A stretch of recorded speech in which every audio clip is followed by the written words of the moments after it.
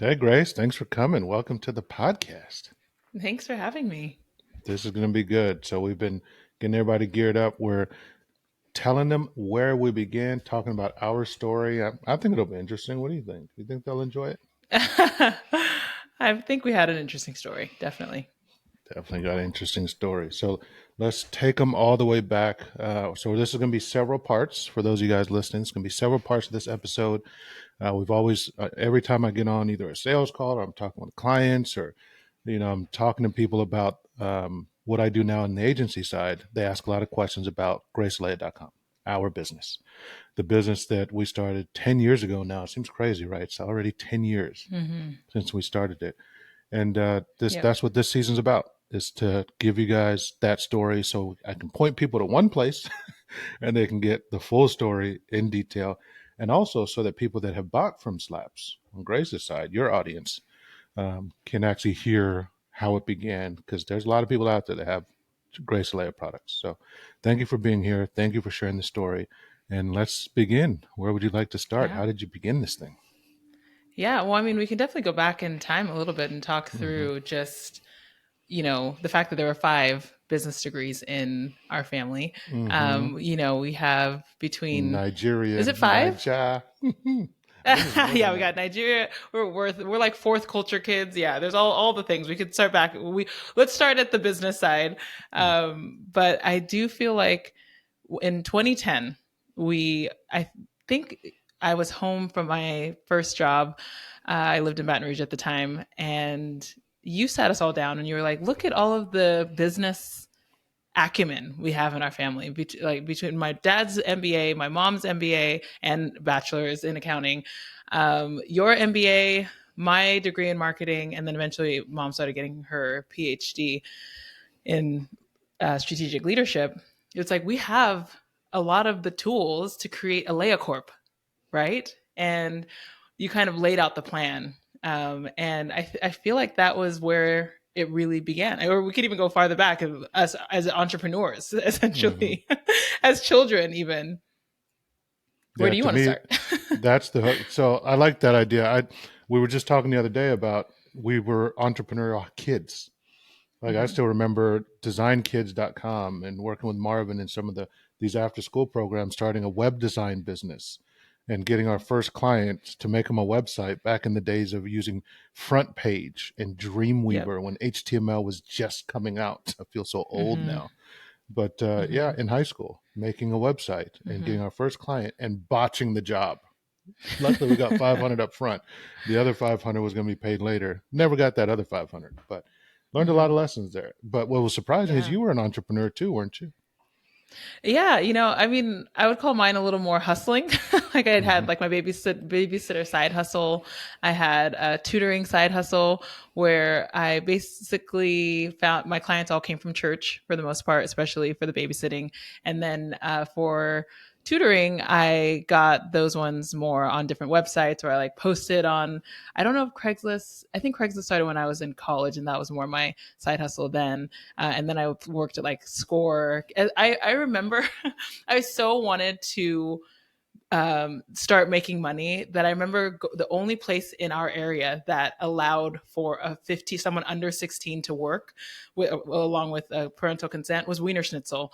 And so they had open interviews every Wednesday. And I just went every Wednesday in like my version of a little business suit to meet with the manager. And every Wednesday he would just tell me, I don't know it would be a 5 minute little, I don't know what to tell you. I still don't have any job openings, but I was about to say, yes, I definitely tried. And even my woes as an entrepreneur, even as with my babysitting side hustle, having trouble with, I think there was one weekend I had to babysit four kids under five. They were five and Hmm. under, twins that were five, twin girls that were five, a boy that was three, and another boy who was two. And I feel like that I was 13, Hmm. and Is that there was difficult? one moment. Oh my gosh, yes, yeah. Luckily, I did it at. I don't know how I agreed to let them come to our house, but there Hmm. was one moment where I think it was because I was 13 and they wanted parental supervision. But I think the twins were drawing on the TV or something crazy. I was yelling at them to stop. I look over, they were supposed to be watching Little Mermaid. I look over, the 3 year old is getting into the fish tank. He's on something with his hand over the little glass, trying to get into the fish tank. And I'm pulling him off of that. And as soon as I turn the corner into the kitchen, the 2 year old is standing in a puddle of his own urine. And Oof. that's when I just broke down and started crying. My mom walked around the corner. She just burst out laughing and was like, "You look like me when I was, 25 with 3 kids under 5." And anyways, but those were my little side hustles. And that's how I kind of made my, snack bar money growing up Entrepreneurs from the jump. So did from you the jump. always, here's the big question. Did you know you wanted to be an entrepreneur? I think I always knew that I wanted to have something of my own. But at the time, I think it was Mhm. going to be you work in industry for 30 years. That was the thought. You from the time you graduate from college to about your mid 50s, you work and then you maybe start a side hustle at that time before you can retire and then do what you love. What I think in general was ingrained in us because our parents are immigrants was this entrepreneurial mindset. I think that really entrepreneurship is just someone who's willing to take on the financial risk of an undertaking, whether it's an organization or an entirely moving your whole family from another country to a country you don't even know the customs for. And I Mhm. feel like that was so ingrained in how we were built is this idea of risk, even though our parents are actually surprisingly risk averse. I feel Mhm. like that action of them moving from overseas made us less risk averse essentially, like because we were so accustomed to that, I get that idea of risk. Yeah. So fast forward, that's where we started, where we came from. When did you decide, you know what, I'm gonna do it? Was there a moment Yeah, or was it more of a slow build? it was definitely a slow build. I call my 20s a time of exploration. Let's just put it that way. Let's put it Hmm. nicely. I feel like I did everything. I worked as an executive assistant. I for a baseball bat company out of Baton Rouge in Louisiana. I That's where I learned a lot, and that was for a growing baseball bat company at the time. Now they're worth a couple hundred mil. Hmm. And so that gave me a lot of experience in watching business happen in real time. Now, mind you, I graduated during the recession, so there were a ton of options in terms of jobs. I was looking at a couple that didn't eventually pan out. And so I went along with this one, and it ended up being probably the reason why I had the courage to start because you're watching people. I was watching people because I would be in the room during pitch meetings. I'd be in the room during um, major decisions happening, taking notes or bringing glasses of water, but I still was able to watch as business was happening. Entrepreneurship type style business, startup style business was happening right in front of my eyes. And if I had gone to a Fortune 500 right away, I may not have had the same experience or the same, I guess, courage to take those risks. And so I left that situation, jumped into another startup that was B2B. Again, I'm sitting in small and medium sized businesses for the most part in my career. Stayed there for 3 years, but while I was doing that, I was pursuing acting and modeling. I literally was kind of trying to find my way in my 20s. I don't look at any experience as it having been lost time, especially in my 20s. I really think that your 20s are for that. It's for learning and growing. And so I used it for that. Like I said, I pursued acting and modeling. I worked for a B2B startup. And then I decided that I wanted to start a fashion line. I had always had the desire to put more African prints on comfortable materials, and I wanted to do something like that. And so I started taking classes at the local community college, sewing classes, pattern making classes, just fashion design courses. And it was probably in my third semester of doing that I learned how to sew a hidden elastic band Hmm. inside of it was like a tutu or something that we were making. But for the last so that was around end of 2013. For that last year or so, I had been trying to think of some stylish way to protect your hair. I knew that there was like I just was like there has to be something out there that's still stylish enough to protect your hair, but you know, actually stylish enough to look cute, but still protective of the hair. And it wasn't until late that year, so that was probably January 2013. December 2013 is when I took that class, and I learned that hidden elastic band trick, Hmm. which still was another 2 months in February, where I finally got all the pieces came together. And I always joke that with those clothes that I went from literally from my prayer closet to my sewing machine. It's like it just clicked. It was like, oh, I just need to do this. And I made the very first prototype of the slap, and the rest was history. Hmm. Well, let's dig into that history. They made the Yeah. prototype of the slap. Yeah. Uh, and what? So I guess most folks know where we are now. Obviously, it succeeded. That's why we're on this podcast. We're Yeah. talking. I Yeah. mean, but to me, I think the story that we can shortcut for people is, I mean, we 10x every year for the first 3 years in business, 60K, Mm-hmm. 600K to 6 million a year in revenue, and that was intense. It was a wild ride, and that's what we'll be getting into in this series is the ups and downs of that. Because there are, Mm-hmm. while it sounds like success, there was a lot of failure and a lot of stress along the way, Mm-hmm. and we'll be talking about all of that. But Mm-hmm. the rest was history. What then? You made the product, but it didn't Mm-hmm. immediately. You're not a millionaire right away, No, certainly right? not. And what's So, funny is a part of our story is that before that time, you and I were talking, just shooting the breeze, and it was like, let's make a product, and if I make a product, will you help me scale it? I hmm, think at the time it was like, let's go on Shark Tank, and can you help me scale it? Because I knew you had all of the skills for for scaling it, and I might have a good idea, right. pop up. That was months earlier. That was probably in 2012 even, and so when I finally came up with this product and I showed it to mom, I showed it. I think Auntie Dolly was here at the time, who's her sister from Kenya, and I showed it to all of them. Like, wow, this is actually something interesting. That maybe the month or maybe within a month, I know we talked again, you and I said, I think I could sell. So no, let me go back. We had I created the prototype. I think I think even you might have advised me just like make a couple more and see how they sell. And so Hmm. I started selling it to just extended friends. Like I'm sewing them. I'm going to Joann's. I'm going um, to there was a little tiny shop kind of in a close by town called Pomona, and I was getting the elastic bands from there, etc., and fabric, and just using my home sewing machine to do it. And so I would sell literally like friends and family who wouldn't me give it to them for free, so I can just get some feedback. Would literally pay for it. Like, no, actually, I love it. Can I actually have another one? And so I listed it on Etsy with just some, you know, phone pictures, and that was when I think we got our first order from Doretha Green. So if Doretha Green, I think it was in Maryland, ever listens to this, man, you were the one who gave me some courage because somehow you found us our Etsy store and you became our first purchase. Didn't even know how to make a receipt at the time.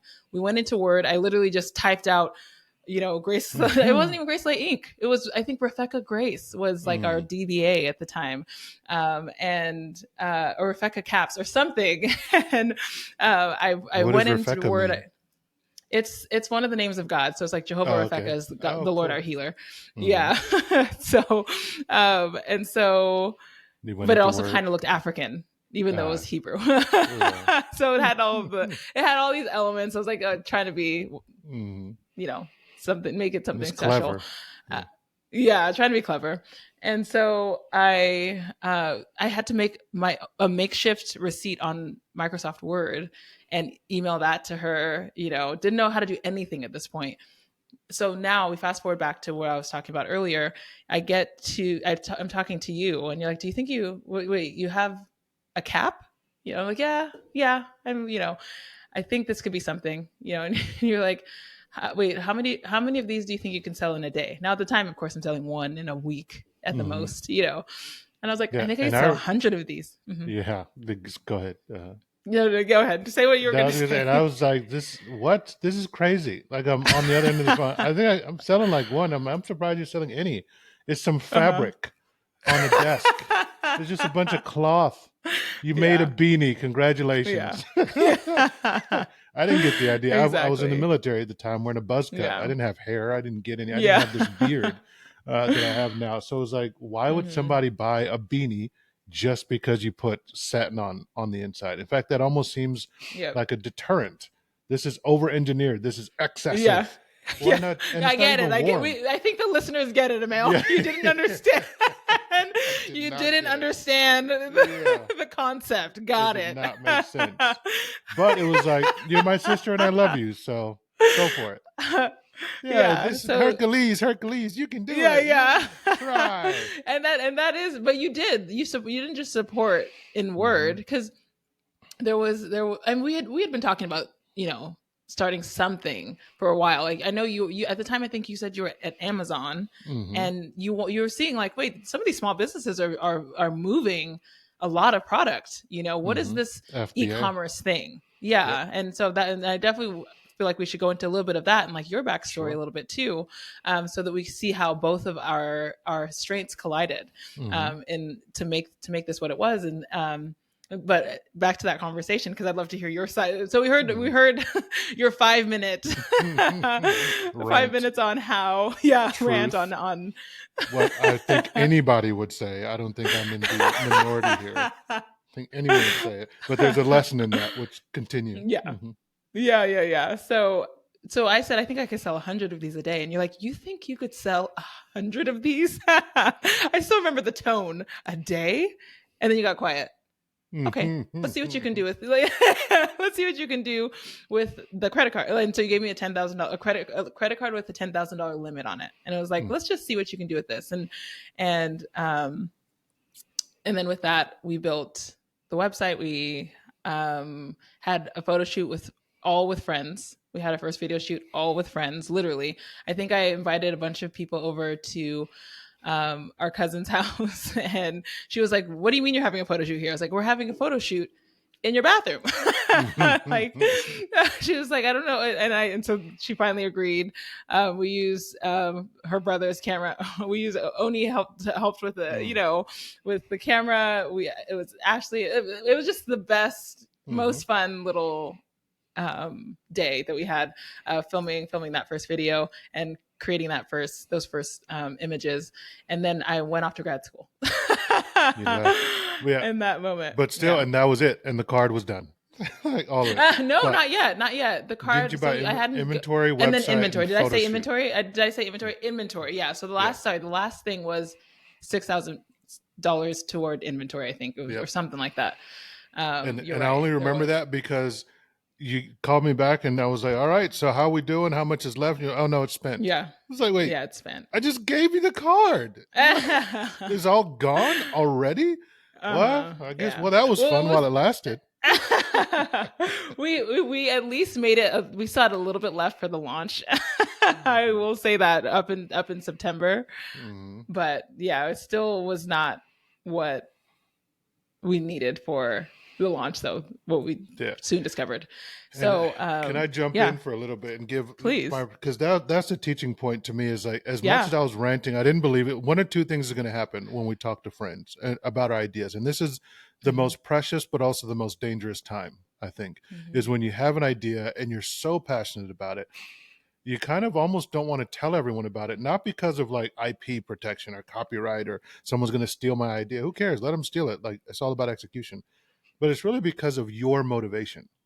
Mhm. If I had told you the truth, I think this is dumb. This is never going to work. It's like some people think they're helping you by being constructive, giving you constructive criticism. I don't think it's going to work and questioning you to death. Then you would have lost motivation. You wouldn't have done it. And look where we'd be. Nowhere. Right. Or you may get well meaning, positive encouragement that's not constructive at all, where it's like, you're great. You're amazing. That doesn't help you push forward. So I think at the Mhm. end of the day, um, being very careful with listening to advice is the key. You kept Mhm. going with it. And to me, I like the idea of having yes men, right? I Mhm. think yes men get a bad rap, right? In that Mhm. scenario, it was just like, all right, I have a credit card. And it wasn't like I had a lot of money.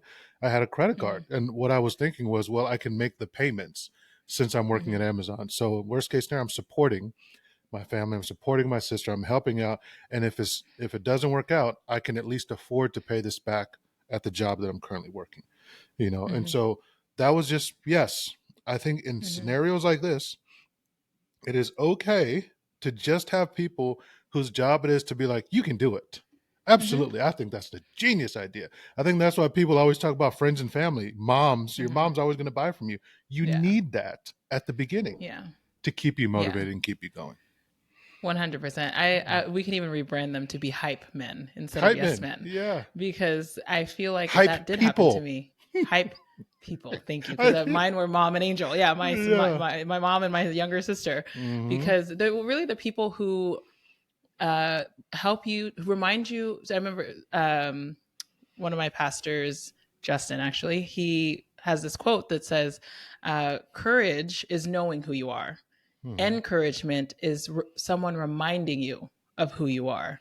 And it's that encouragement is what helped me to keep going Mm-hmm. eventually, because I did have people who came. I would show the slap to in its infancy before we even really started pushing forward with it, who I would tell, and they're like, "Oh, this is stupid. I would never wear something like that. But if you did XYZ, maybe Mm-hmm.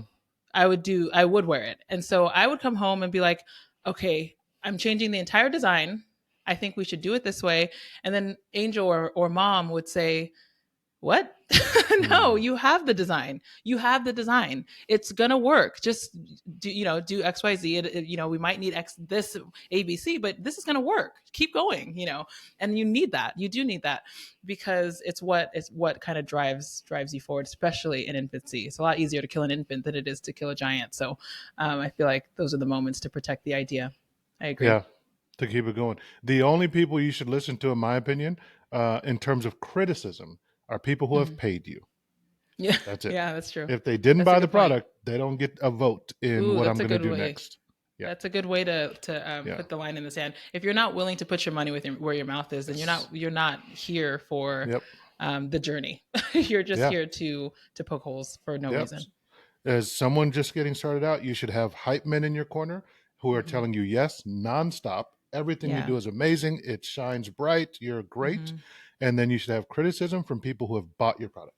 Yeah. They Yeah. get a vote in, okay, this didn't work for me because they mean Hmm. it means something then, right? Hmm. And I also don't like criticism from hype people. Like, don't you don't you're supposed to say yes. That's your job. Everything's great to you, unless of course they've paid, because it's Hmm. hard to separate the wheat from the chaff. What is Hmm. legitimate?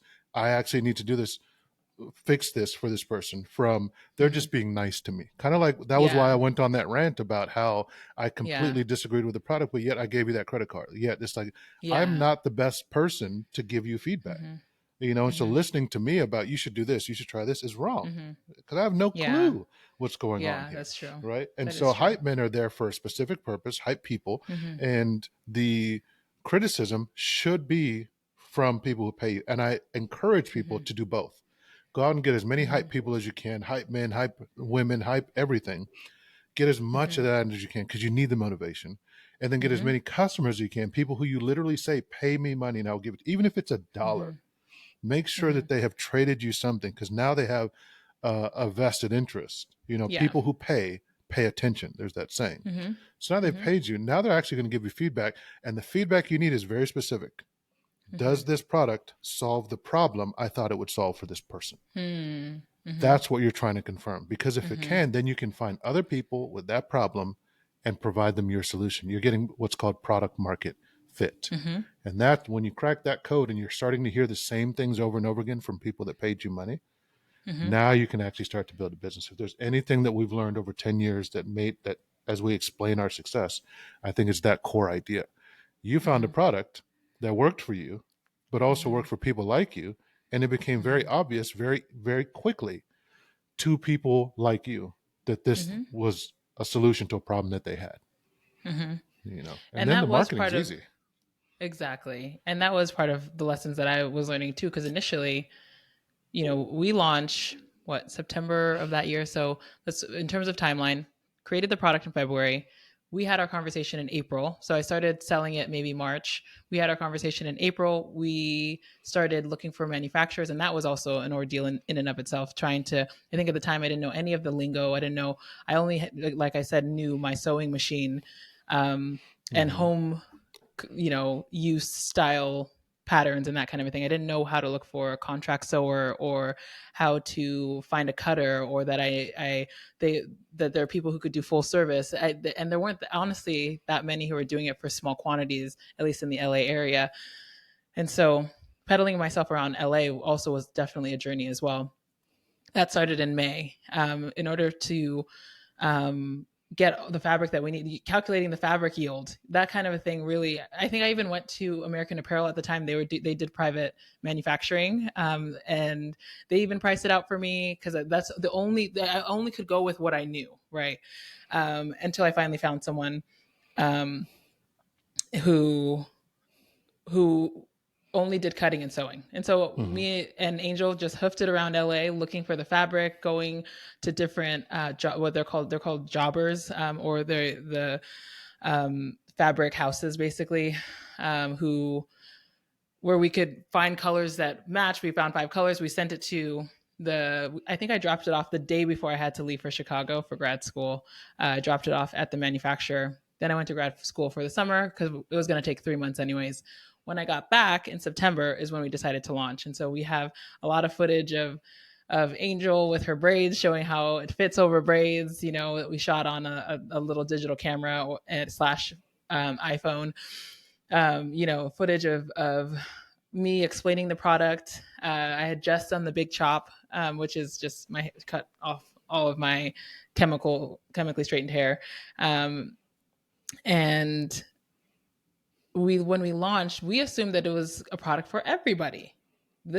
Everybody has hair. Everybody wants to protect their hair, and didn't realize that marketing strategy Mm-hmm. is expensive. Yeah. It's like a spray and shoot. But imagine having a machine gun that only has 3 bullets in it. Mm-hmm. You and your target is really far in the distance. You're not going to. You're probably and you're closing your eyes, just shooting, thinking you're gonna hopefully hit the target. And of course, we would ran out of money and hadn't yet found a marketing channel. And so we were still selling on Etsy. And we also at this point had created a WooCommerce site. That was with, I forget the agency that we used. But his name was Ernie. I remember. I remember he Mm-hmm. helped us with our first website. It was on WooCommerce, Mm-hmm. right? I Yeah. remember vividly. Yep. That's a disaster that's looming that we will get to. Dun, dun, dun. WooCommerce. Yeah. Yeah, this is the horror Shopify thought. story. Yeah. Use Shopify. WooCommerce is no good for Yeah, e-commerce. no. We very quickly switched to Shopify. We were managing our inventory on Excel, and drawing it down pretty much on our own. All of this was so manual. Everything was like paper and pencil at this point, Mm-hmm. but computer. And so by October, so we launched in late September. I go back to for the second quarter of grad school, and we're still rejoicing. I think maybe 1 sale a day, 2 sales a day. We're still trying to find how we are going, like, where are we going to find the right market? And fast forward to October, around the October 20, around this time, October, suddenly we had 25 sales in a day. Now, mind you, when we launched, of course, Angel had emailed 100 different influencers. Sorry, they weren't called influencers, YouTubers with a high following, as we called them. And just to see if they would be willing to include our product in one of their videos. We got 3 responses out of 100. Sorry, technically 300 emails, because she emailed them all like 3 times each. Hey, just following up. Hey, just following up. And we got 3 responses. One said no, thank you. One said I'm moving. Maybe contact me in a month. And the last one said, never heard of sleeping with satin, but go ahead and send me one. So we only really sent out 1 set of product to any influencer. That was at the end of September. I'm back in Chicago, going to school, and we're still trying to just make it with 1 or 2 sales, rejoicing at 2 sales a day. And then suddenly we had that random spike at the end of the month that was, of course, our very first, what we now know as influencer, who posted and was like, oh, there's our marketing channel, and that could work. And Emmanuel, you're the one that dug in and saw where all that traffic was coming from, and saw that it was all coming from that one. Maybe it came from the one person who said, "Send me the product, and we'll see." And then you got her to do one or two more in No, I didn't get succession, her. right? She did it. She just did Oh, another she one. just did another one. Yeah. Yeah. That's And in cool. fact, we tried later to get her to do more. She wouldn't, because back then Mm-hmm. influencers had much more clout and integrity Authenticity. than Mm-hmm. authenticity. They were like, she was like, I don't want to be a shill for a brand. Everything I Mm. recommend, I am not sponsored. No one pays me. And she Mm-hmm. refused to even talk to us, really. Mm-hmm. She sent a couple polite no thank yous when we said, hey, would you Mm-hmm. like us to pay you? Would you do this again? Sent a couple Mm-hmm. polite ones and then stopped responding. It was it. I But yeah, said no. yeah, I said no, no. I did my thing and I'm done now. But Yeah. yeah, I love that story because it highlights a get your tracking in place, right? So Google Mm-hmm. Analytics and all those things. We Mm-hmm. had no idea how to use those things on the technical side. Mm-hmm. Had no idea because we were selling one or two a day. It was like, why even Mm-hmm. bother? I knew exactly who it was. Dorothea Green, like you Yeah, said a yeah, second ago. Dorothea, We knew everyone Doretha. that bought, but or Yep. Doretha, excuse me, yeah. Yep. But when you're starting to get 100 in a day, 200 in a day, now Mm-hmm. you need to aggregate metrics and see where the traffic's coming from. But Mm-hmm. she made one video and it was, we sold several hundred worth. The dings Mm-hmm. woke me up and kept me up all morning, like ding, ding, ding, ding, ding, Mm-hmm. ding, ding, all the sales. Mm-hmm. And then 2 weeks later, she made another one, sold the rest of the product out. We were out of stock. Mm-hmm. Yeah. Mm-hmm. All Yeah. 1,000 And units that were on that one credit card yep. that Yep. we had been And holding some on to for a year and yeah. not being able to sell through. Mm-hmm. We sold it all Or out. at that point, we would have been holding on to it just for like 3 months because I picked it up in September when Okay. I came back home. But you're right. That was the Hmm. money was tied up though for almost six Yeah. months. Like with that inventory, and it was a um, at that point is when I know, and this is kind of where we get into the growth. I don't know if we want to talk through that here, or That's do we just coming keep? next. Hmm. Okay, that's the next step.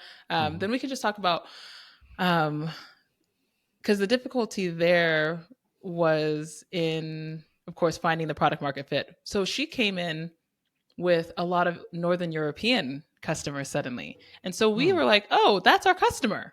Again, it fed into our thought that this was for everyone, For right? everyone. This Yeah. product is for everyone. And so we started trying to attack that. Maybe Northern European, maybe the finer hair, maybe, let's start there, and see if that would work. But by the next time we felt that, I think by our next influencer, we realized quickly that that was not our customer. And I think there's a word that you used to use that really finally helped us understand. And I feel like a lot of the journey was you figuring something out and then explaining it to us and waiting for us to catch up. And we'll get into that conflict, of course, Hmm. in some subsequent episodes. But there was wording that you used, and it was called a high value problem. You want Yep. this could be a problem for multiple demographics, but you want to find the demographic who for whom it for where this problem is a high value problem. Like they're actually they're struggling. They just give me the solution because I've been looking for something for this problem. Yes, everyone struggles with tangles. Everyone struggles with bedhead, and even breakage. Every demographic does, but for who is it a high value problem? And again, our sales numbers and our sales data and the influencers who picked up the product even were the ones who finally convinced us that we need to target and hone in on who we're solving the biggest problem for, to start with. Hmm. Also because imagine you have, again, in that my example, you have three bullets in your chamber. You have to laser focus in order to have the best chance of actually hitting the target. And so we started to focus more on curly hair specifically. And then from curly hair, we went to Black women. Yeah, and I think it's worth noting too why we even had that idea of it works for everyone is because the product Mm-hmm. basically it does, right? Mm-hmm. And so I see this with a lot of new brands and new founders, like, well, it works for everyone. Yeah, sure, but you still have to make a market. And I love your analogy of a machine going through bullets. Like, because Mm-hmm. when you sleep on your pillowcase, your hair attaches to the cotton fibers in the pillowcase, and Mm-hmm. it causes tangles as you toss and turn at night. So putting a slippery Mm-hmm. barrier of satin helps protect it, right? We know the Yep. spiel. That means it can work for everyone. The problem is you only have a finite amount of money to market to everyone. You're Correct. not Unilever, you're not Procter and Gamble or Apple. They can market to everyone. That's why clients that come in, they're like, "Oh, Apple does this with their ads, and Facebook does that with their creative." It's like, well, you don't have that budget to be Mm-hmm. able to do that. So you've Mm-hmm. got to be needle in a haystack, targeted, and just Mm-hmm. start there, which feeds into the idea of the high value problem. I'm glad you said that. And so Mm-hmm. all of this stuff, we can't go in depth in these episodes, but if anybody is interested in going deeper onto what a high value problem is, product market Mm-hmm. fit, the first 3 episodes of my season 1, I go very into detail with it, but I'll give a little bit of overview how it applies right now. Is that the high value problem is anything that has is a problem that has an emotional and identity component to it as well. It's not just a problem. So it's like, oh, the trash can is in the kitchen, it should be in the living room. Okay, Mm-hmm. that's a problem, but it's not really a high value problem, right? If the trash can has a dead skunk in it, and Mm-hmm. I'm stinking and I can't solve it. There's an emotional component to it. That's a gross analogy, but you get that, Mm-hmm. right? Or problems where it's like now an identity issue, not just emotional. There's a skunk in the trash can in my living room. Maybe that makes me a bad father, right? Mm. Now Yeah. I have an identity problem. Like, why is there, all right? So that is a high value problem. I need to solve that. So if you showed up with a pest control ad in Mm-hmm. my phone, ding, Mm-hmm. guess what? I am buying your Yep. product or Yeah. service. Sold. That is the type of problem you're looking for a specific type of person Mm-hmm. so that your solution can meet that need, right? Mm-hmm. And that's what we found with curly hair, right? Mm-hmm. Especially 4C curly hair Mm-hmm. with black women 4C Mm-hmm. curly hair, 4A, Or B, just even C, type 4. Yeah, or exactly. yeah, Thank you. type Yeah. 4. Yeah, so even Type 3 and broader. 4. And we started, but our goal was to narrow, super narrow, and then start to Mm-hmm. broaden out, because once we Yep. started going after that market and talking to them, the sales that and this is another technical term, but the conversion rates went up. Mm-hmm. It Mm-hmm. became easier to display someone our solution who has that look 4C hair Mm-hmm. and say, hey, this is great for 4C hair, and they would convert at a Yeah. higher rate than someone who didn't have 4C hair. So when we went Mm-hmm. after type 3 hair, or women with straight hair, Mm-hmm. or Jewish ladies with the curly hair, or with all these different types of audiences, we tried them all. Mm-hmm. Certain ones had higher conversion rates than others. And Yeah. that to me was the key, that we didn't know we were doing it then, but we're doing it now. When I teach people, I do it now. We're testing, audience testing. Mm-hmm. Mm-hmm. So I just wanted to echo what you were saying. The idea of a high value problem, to me, is the cheat code for founders Mm-hmm. getting started in business. Mm-hmm. Figure out what Yep. that high value problem is for a specific person, and then Mm-hmm. just find more of those people and push your solution in front of them. That's the game. Totally. Yeah. Yep. Yep, exactly. And really of course, once you figure out who you're selling to, and then you sell them the solution, right? Not Yep. the you're selling them the problem that you're solving, not the product. As soon Mm-hmm. as you get to that point where it's like, no, it's not just like we were creating a niche. And even a small little story, I remember when we were trying to name the product, we were all in the kitchen, and at the time I was going to name it satin line beanies. Mm-hmm. And so from that was going to be, so mom suggested, oh, I know, what about sleenies? And it's like, yeah, that one didn't leave the cutting room floor, let me just put it that way. Salinas. And so when we kind of like adjusted, like, oh no, it's more like a satin line cap, oh, actually slaps. And I remember um before actually saying, it's like, what should we name it? It's like, why do we have to have a name? I was like, well, the word beanie, what's the etymology? Where does that word come from? Someone decided that a warm cap was a beanie. I don't know who, but someone did. And so we're going to create a word. We're going to coin a phrase, and it became a phrase. It really did. Like slap. Once we all decided, and I'll give mom her flowers on that one. Mm-hmm. Once we came up with that coined term, it actually did become a phrase that now is just known for satin line caps, slaps, slap cap, Mm-hmm. and the like. I But all find that that to say, fascinating. yeah, All that to say what? Go ahead. all that to say, once we once we figured out who we were selling the slap to, the goal was then, like you said, to tie the emotion to it and to sell them on the problem that we were solving, not just the product Yes. itself. Not just a product. And I find interesting, like I remember distinctly having those conversations about slap. Why are we calling it a slap? Slap means something different. It means to hit someone in the face with an open palm. There was definitions when you Googled it. And it was like, there's no way SEO people would laugh at you because it's like, that's dumb. Ha, that keyword. You'll never rank for that keyword.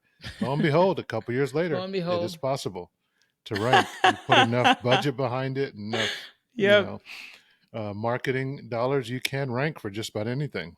Yeah, which Yeah. also feeds into why, to me, there's no need to deliberately do SEO, right? So a lot of Mm. people pay a ton of money for search engine optimization, which is what SEO is. And it's like SEO will naturally happen as a byproduct of becoming more of an authoritative figure on that keyword or that term. So we were running ads, we were putting out blog posts, we were being on shows, other people were talking about us. Eventually, you have enough of that, you begin to rank for that kind of stuff. So, anyway, I digress. The key Yeah. to me, though, that I want to really echo on the idea of influencer marketing, you notice we didn't talk about running ads or any of those other things. We tried all of that, but it was one influencer who blew us up. And I Yeah. was talking with a mentor in that same period of time after we sold out and we were trying to get our product in. And I was telling her our marketing woes. I was like, man, we're all out of inventory and we're waiting for more. And I just want to know what to do when we get the inventory in. How do we market? How do we get this thing going? Consistent sales, right? Which is what everyone wants. We want consistent sales. And then she was like, well, what are you doing? And I was telling her about how we run Amazon ads and Etsy ads and we're doing Facebook ads and we were trying SEO and we were trying website optimization and all these different things. And I will say, yeah, and then we had this one influencer, but that was just a big pop and then it ended. And then I was trying this stuff. And she was like, wait, stop, go back. You Yeah. had one influencer sell you out of inventory. Why don't you just do more of that? I was like, what are you talking about? Like it was unpredictable. It was then make it predictable. Well, it wasn't really. She won't talk to us. Then talk to someone else. Well, and like literally every objection I That's came good. up with, she was like, solve the objection. That's what we do as entrepreneurs. We solve problems for profit. It's our job. So you found something that worked. Yes, there's problems associated with, but solve those problems so that you can get more consistency with that solution thing that worked. And so that's where we ended up putting together a whole process around outreach to influencers or YouTubers with a big following. We reached out to them all manually. We'd send them letters if we needed to. And then we started hiring them. Then we got FameBit at the time was the first of these kind of influencer platforms. And we started reaching out to them there. And we started working with 20, 30 influencers at a time in a campaign. And that's what took us past the 60K into the 600K a year mark and really scaled us just working with those influencers. And we'll talk growth Yeah. in a second. But that's a key lesson that to me I learned early. We miss out as entrepreneurs, we miss out on the golden gems that could Yeah. double, quadruple our business that are sitting there, right? Even if it's, I talk to three people and they all keep saying the same thing. Well, listen Yeah. then, you know, maybe there's an That's idea good. there that can help you identify your audience, the 4C thing, right? Like at that stage of business, listening is so crucial to what's working and that idea of a conversion rate. When it comes to sales, people are like, how to make more sales, how to make more sales, how to make more sales. Well, what sold already? Pay attention to what's selling and how it's selling. And then you can literally be like, oh yeah, that thing where I had a client literally, she was talking to me, she was making 200, 500 bucks a month going to these trade shows. And she'd go like once a month or swap meets. And she was like, how do I make sales? I need to do Facebook ads. So you don't need to do no Facebook ads. She was, what are you talking about? I said, you make 500 bucks when you go sit at a swap meet, right? And sell. She was like, yeah, I always sell out and I don't even bring enough. It's like, why don't you do that every weekend? That's Immediately she good. starts making $2,000 a month just doing the Yeah. thing that's already working. She ended up doing Yeah. 24,000 in 1 month. She came onto one of our membership calls and was doing 24,000 the previous 30 days because she Wow. just doubled down on what works. Yeah. So at the Yeah. beginning, I That's feel good. like if you see some early success, get after it. You know, that was a lesson that we learned it then, and now we apply it to other people going forward. So Yeah. try what works, try lots of things, but double down on what works. Yeah. Yeah. That's a good, and that's also, that even feeds into this idea of like, just don't give up. Like Yeah. just keep going, right? Like there's analysis paralysis ends up stopping us and like, okay, but like you said, we're saying to your mentor, but what about this? And no, but when we did that, it did this, and we tried that, and then we can talk ourselves out of business essentially, or talk ourselves out of the race, when all she needed to hear was that one. Oh wait, there was one. You did have one.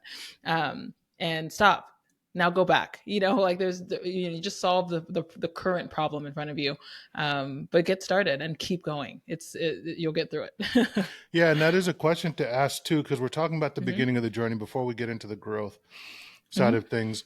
How did you know that your idea was good? Because a lot of the people listening probably are creators or inventors or Hmm. product people more so than business people or marketing people or, you Hmm. know, finance people. Hmm. So how did you know you could make a business out of your passion, make profits out of your passion, I should say?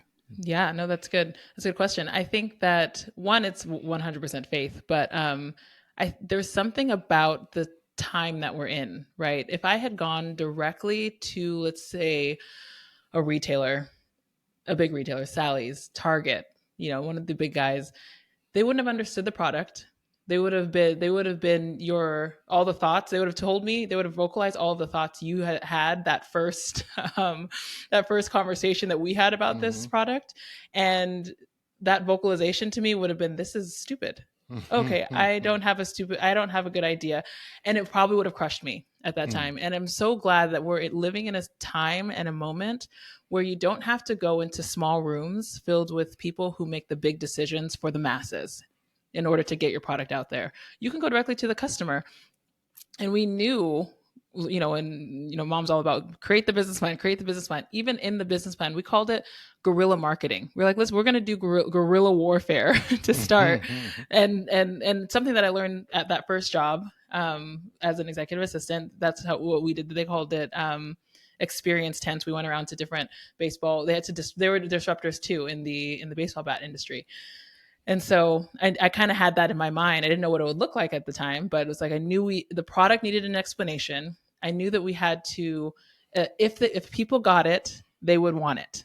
I just knew that we just need to help people get it, and once they do, they'll want it. Hmm. And sure enough, we found our channel with influencers who we partnered with to help us talk to their audience about the product. And that's really, I think that affirmation, that was really just almost like icing on the, like I said, it's like a faith thing where it's like when I told you we could sell 100 a day, I didn't have the data behind it. It was really just like I really think this is something I do, like it's something that I know that I want, and that it's not out there right now.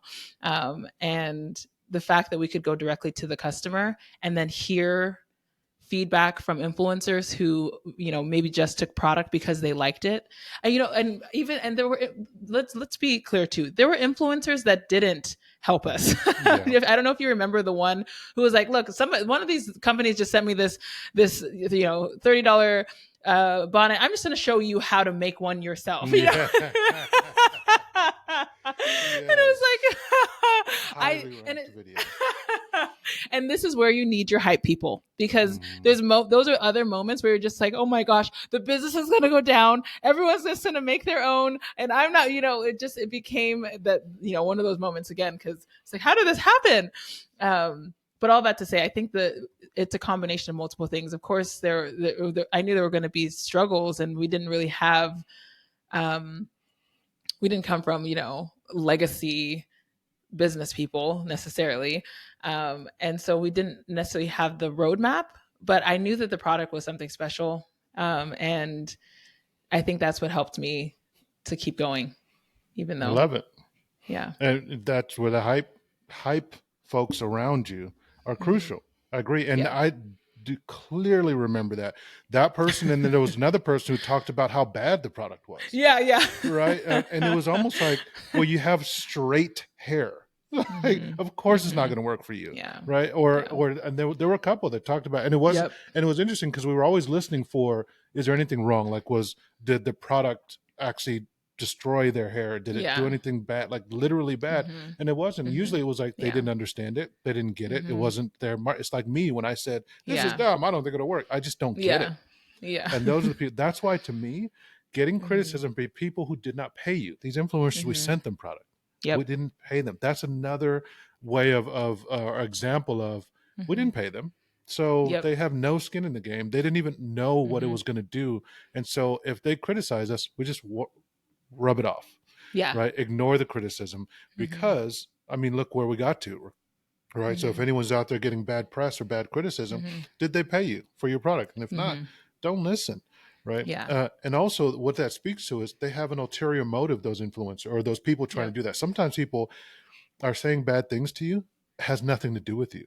For Yeah. example, that person that made that video, her video, Mhm. she was literally piggybacking off our success.